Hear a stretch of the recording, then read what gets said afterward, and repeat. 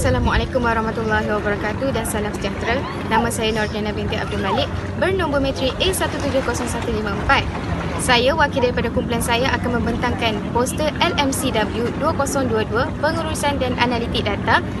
Poster yang bertajuk Penerbitan Karya Kesusasteraan Melayu di Penerbit UKM bagi tahun 1975 hingga tahun 2010.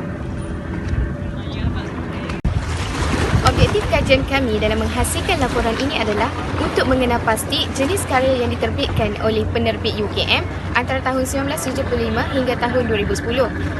Selain itu, objektif yang kedua adalah meneliti kecenderungan jantina penulis kreatif dan bukan kreatif antara tahun 1975 hingga tahun 2010. Seterusnya, bahagian dapatan kajian.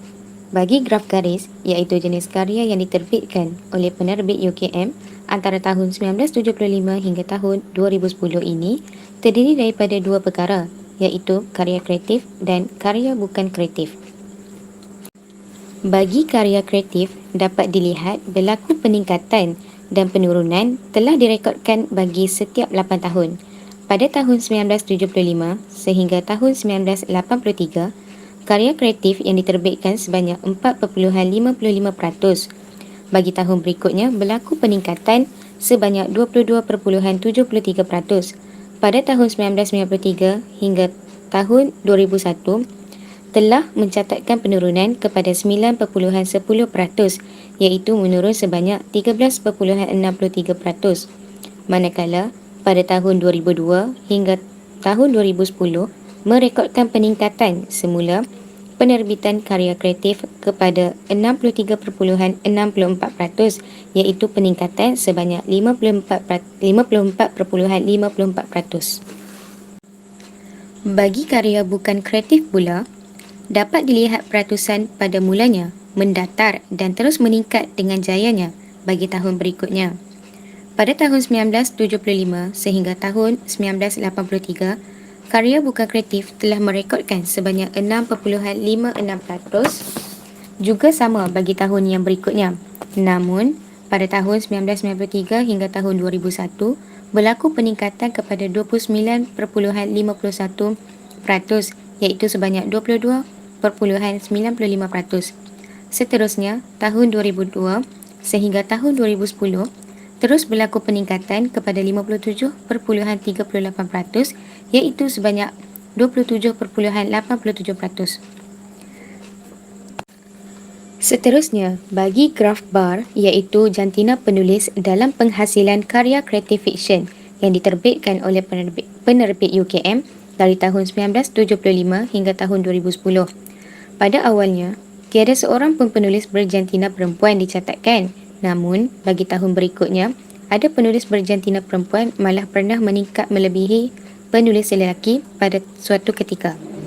Pada tahun 1975 hingga tahun 1983, penulis berjantina lelaki sebanyak 2%, manakala jantina perempuan tiada penyumbang.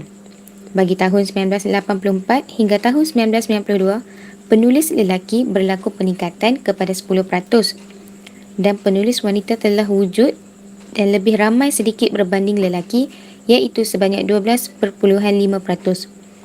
Pada tahun 1993 hingga tahun 2001, penulis berjantina lelaki meningkat kepada 22%, namun bagi jantina perempuan kekal seperti tahun sebelumnya, iaitu sebanyak 12.5%. Bagi tahun 2002 hingga tahun 2010, berlaku peningkatan bagi kedua-dua jantina, iaitu 66% bagi lelaki dan 75% bagi perempuan. Akhir sekali, bagi graf bar jantina penulis dalam penghasilan karya kreatif bukan fiksyen yang diterbitkan oleh penerbit UKM dari tahun 1975 hingga tahun 2010. Bagi karya bukan fiksyen ini, pada mulanya tiada penyumbang daripada jantina perempuan, dan pernah juga penyumbang daripada jantina perempuan meningkat secara mendadak melebihi jantina lelaki. Pada tahun 1975 hingga tahun 1983 dan tahun 1984 hingga tahun 1992, penulis lelaki menyumbang sebanyak 10.81%, manakala penulis perempuan 0%.